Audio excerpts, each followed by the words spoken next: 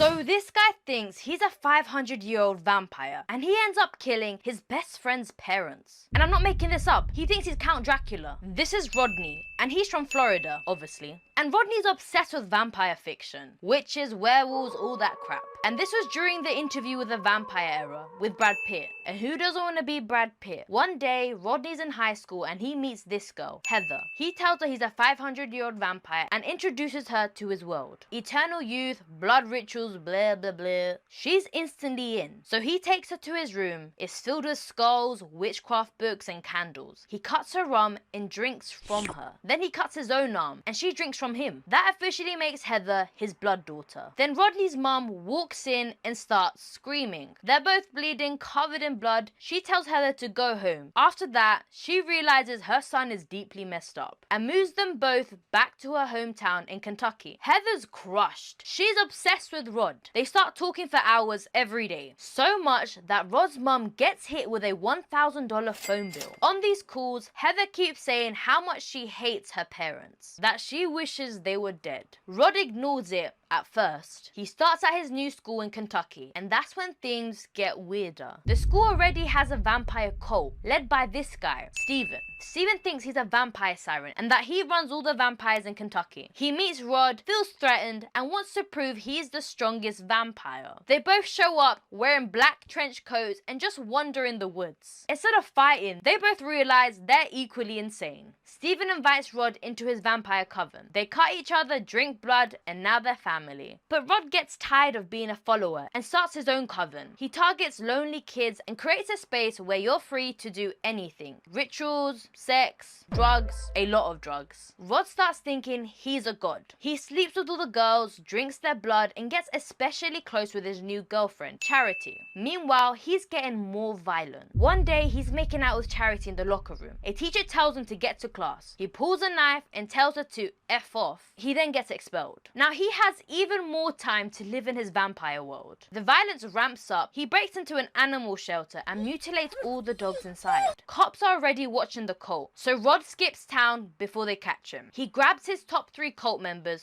Scott, Dana, and Charity. He heads back to Florida to save Heather. On the drive, Rod starts talking about killing her parents. Says there's nothing more powerful than taking a life. They get to Florida. Heather packs her things and leaves a note for her parents, saying she's running away and not to worry. Before they leave, Heather says she forgot something. Rod turns to her and asks, "Do you want me to kill your parents?" She's instantly like, "No way." But Rod doesn't care. He and Scott sneak into the house. Rod grabs a crowbar, goes to Heather's room, gets her stuff, rips the phone from the wall so no one can call for help. Downstairs, Heather's dad is sleeping and he hits him in the head with a crowbar. Her mum runs in screaming and he kills her too. They steal the family's SUV and meet up with Heather. She's confused. Why does Rod have my dad's car? They drive off. A few hours later, Rod breaks into a house, steals a shotgun, and then tells Heather straight up, "I killed your parents, now I'm your father." Meanwhile, Heather's sister comes home, finds her parents' bodies, and calls 911.